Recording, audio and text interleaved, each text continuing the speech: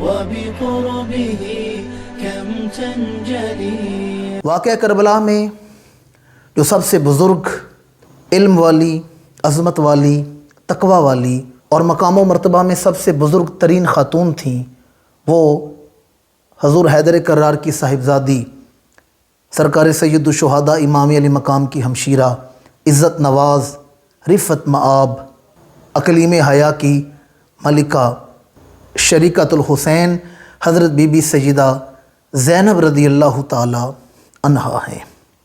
حضرت سیدہ زینب رضی اللہ تعالی عنہا امام الانبیاء کی نواسی ہیں، سیدہ خاتون جنت کی بیٹی ہیں، حضور حیدر کرار کی صاحبزادی ہیں۔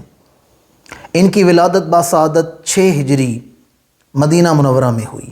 امام الانبیاء کو جب نواسی کی ولادت کی خبر ملی، حضور تشریف لائے اور امام الانبیاء نے حضرت سیدہ زینب رضی اللہ تعالیٰ عنہ کے کان مبارک میں اذان پڑھی ہے، اور پھر امام الانبیاء نے جب گھٹی دی ہے تو اپنی زبان سیدہ زینب کے منہ مبارک میں رکھی ہے اور نام رکھا گیا ہے، اور پھر حضور اپنی اس نواسی سے بے پناہ شفقت فرماتے تھے، بڑی محبت فرماتے تھے۔ ایک دفعہ ایک قیمتی تحفہ حضور کی بارگاہ میں پیش کیا گیا تو امام الانبیاء نے فرمایا، میں یہ تحفہ اسے عطا کروں گا جو مجھے سب سے محبوب ہے۔ اب اہل بیت کے خانوادہ کی نگاہ اس چہرے کو تلاش کر رہی ہے کہ امام الانبیاء یہ تحفہ کسے عطا فرماتے ہیں، تو پھر حضور نے یہ تحفہ سیدہ زینب کو عطا فرمایا ہے، اپنی نواسی کو عطا فرمایا ہے۔ حضرت سیدہ زینب شباہت میں سیدہ خدیجہ الکبریٰ کی مشابہ تھیں۔ ان کی ولادت ہوئی تو امام الانبیاء نے فرمایا یہ تو اپنی نانی خدیجہ کی مشابہ ہے، اور آپ شرم و حیا میں سیدہ خاتون جنت کی پروردہ تھیں، اور فصاحت و بلاغت میں حضور حیدر کرار کے فیض و برکات سے مستفید تھیں۔ شباہت میں سیدہ خدیجہ الکبریٰ کی طرح تھیں، شرم و حیا میں سیدہ خاتون جنت کی طرح تھیں، اور فصاحت و بلاغت حضرت علی شیر خدا سے حاصل ہوئی تھی۔ اور پھر آپ کا جو نام ہے وہ ہے زینب، یہ 2 لفظوں سے مل کر ایک لفظ بنا ہے، یہ 2 لفظی نام ہے زینب۔ اصل میں یہ نام ہے زین و ابن، اس کا مطلب ہے باپ کی زینت، زین و ابن باپ کی زینت۔ آج اس نام کی بڑی ضرورت ہے کہ آج کل تو بے حیائی کا ایسا طوفان آیا ہے کہ بیٹیاں باپ کی عزتیں اچھال رہی ہیں اور والدین کے لیے شرمندگی کا باعث بن رہی ہیں، جبکہ سیدہ زینب وہ ہیں جو باپ کی زینت بنائی گئی ہیں۔ اور یہاں سوچنے کی بات ہے وہ کس باپ کی زینت بنائی گئی ہیں؟ جو حضرت علی شیر خدا جیسے باپ کی زینت بنائی گئی ہیں، وہ کس قدر عزت مآب ہیں، وہ کس قدر رفت نواز ہیں جو علی شیر خدا جیسے باپ کی زینت بنائی گئی ہیں۔ زین و ابن، یہاں الف گرا کر تو ملا کے پڑھا جاتا ہے زینب، جس کا مطلب ہے باپ کی زینت، وہ بیٹی جو باپ کی عزت کو بڑھانے والی ہے، وہ بیٹی جو باپ کی عزت کا معیار بلند رکھنے والی ہے۔ اور سیدہ زینب بہت بڑی عالمہ ہیں، بڑا علم رکھتی تھیں۔ بھئی دیکھیں، ان کے علم کے لیے حضرت علی شیر خدا کا نام ہونا ہی سند ہے کہ وہ باب مدینۃ العلم کی اولاد ہیں۔ آپ مفسرہ قرآن تھیں۔ جب حضور حیدر کرار کوفہ میں امور خلافت انجام دے رہے تھے تو کوفہ قیام کے دوران حضرت سیدہ زینب روزانہ درس قرآن کا اہتمام کیا کرتی تھی۔ آپ کے گھر میں خواتین کے دورہ تفسیر، درس حدیث، درس قرآن کی کلاس لگا کرتی تھی، نشست ہوا کرتی تھی۔ ایک دن حضور حیدر کرار گھر تشریف لائے تو کیا دیکھا، سیدہ زینب درس دے رہی ہیں، قرآن مجید کا درس ارشاد فرما رہی ہیں۔ حضور حیدر کرار رک گئے، کچھ دیر کھڑے ہو کر بیٹی کا درس سنا، اور جب درس ختم ہو گیا سیدہ زینب آئی ہیں تو حضور حیدر کرار نے اپنی بیٹی کو سینے سے لگایا، ماتھا چوما اور کہا میں اللہ کا شکر ادا کرتا ہوں، اللہ نے ایسی عالمہ بیٹی مجھے عطا فرما دی ہے، میں اللہ کا شکر ادا کرتا ہوں، اللہ نے اتنے علم والی ایک عالمہ بیٹی مجھے عطا فرما دی ہے۔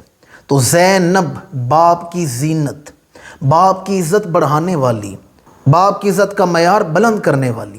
اور پھر جب آپ کا نکاح ہوا ہے تو وہ جناب سیدنا عبداللہ بن جعفر طیار رضی اللہ تعالی عنہما، آپ کے ساتھ آپ کا نکاح ہوا ہے۔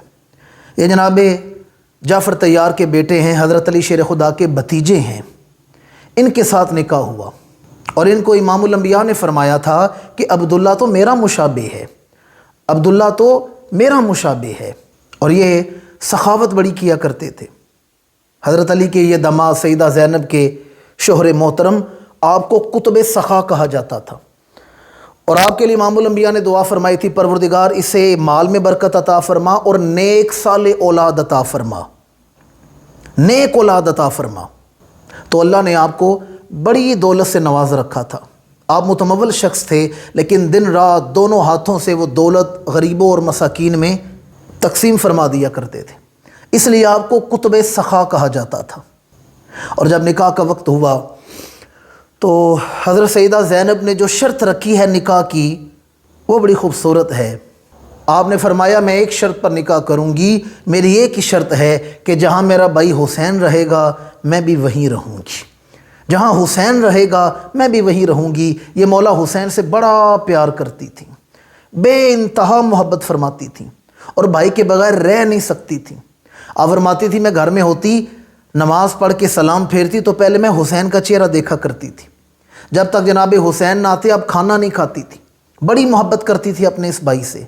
तो आपने ये शर्त रखी थी कि इस शर्त पर मैं निकाह करूँगी कि निकाह के बाद जहाँ मेरा भाई हुसैन रहेगा वहाँ ज़ैनब रहेगी। और यही मोहब्बत आपकी करबला आने की वजह बनी है। आपकी यही जो मोहब्बत है अपने भाई के साथ, यही आपको करबला साथ ले आई है। जब इमाम अली मकाम मदीना मुनव्वरा में 27 रजब की रात ये फ़ैसला हो गया 60 हिजरी कि हमने मक्का मुकरमा जाना है और वहाँ क़याम करना है, तो इमाम अली मकाम ने सारे खानवादा को जमा किया, मशावरत हुई कि हम मक्का चले जाते हैं। आपने सारे ख़ानदान को तैयारी का हुक्म दिया। अपनी बहन अपनी हमशीरा सईदा ज़ैनब का हाथ पकड़ा और दोनों आ रहे हैं रोज़े रसूल की तरफ। जन्नतुल बकी में सईदा खातून जन्नत की कब्र पर हाज़िरी दी और फिर इमामुल अंबिया की बारगाह में सलाम पेश करने आए हैं। इमाम मदीना छोड़ के जा रहे हैं।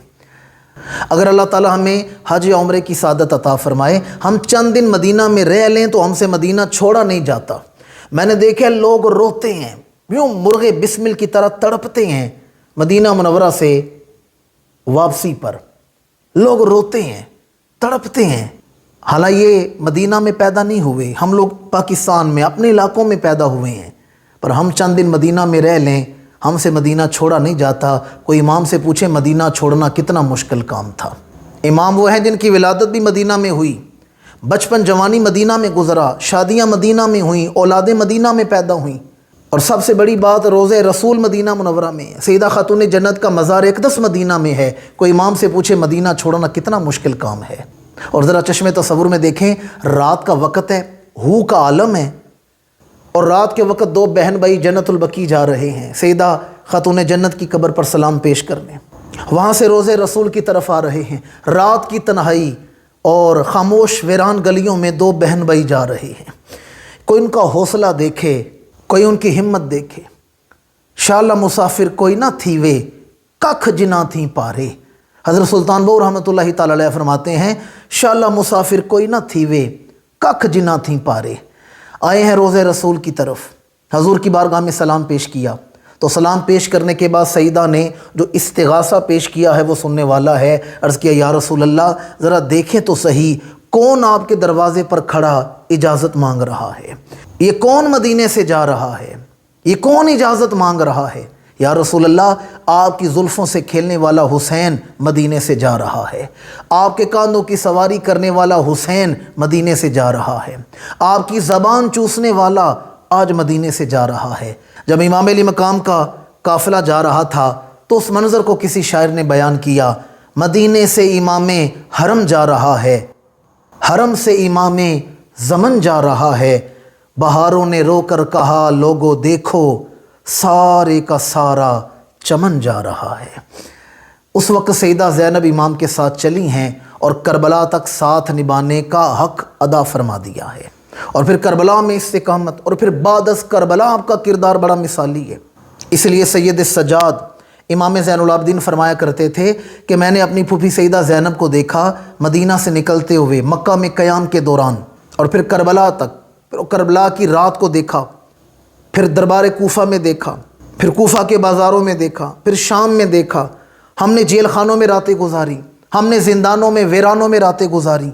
میں نے دیکھا میری پھوپھی زینب نے بڑی ڈیوٹیاں کی ہیں، بڑی ذمہ داریاں نبھائی ہیں، آپ اپنے بھائی کا سہارا بھی بنی ہیں، پردہ دار بیویوں کو صبر اور پردے کی تلقین بھی کرتی رہی ہیں، اور 10-11 محرم کی رات کے وقت تلوار اٹھا کر لاشوں کا پہرا بھی دیتی رہی ہیں، اور کوفہ کے دربار میں خطبات حق ارشاد فرمائے، کوفہ کے بازاروں میں، دربار یزید میں، شام میں، اور پھر واپس مدینہ منورہ۔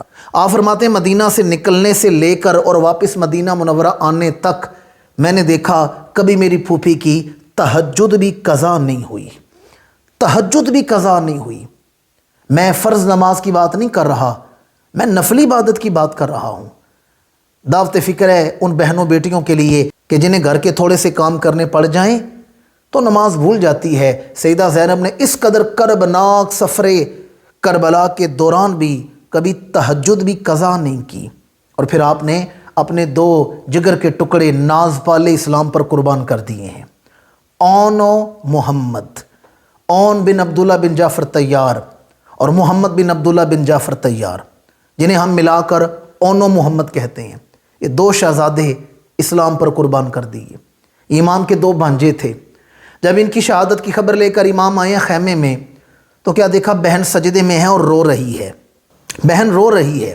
امام نے کاندھے پہ ہاتھ رکھ کے کہا، زینب میں نے تو پہلے ہی سمجھایا تھا کہ اپنے بیٹوں کو میدان میں نہ بھیجو، چونکہ عورتیں نرم دل ہوتی ہیں اور جوان بیٹوں کی لاشیں دیکھنا بڑا مشکل کام ہے، میں نے تو پہلے ہی سمجھایا تھا۔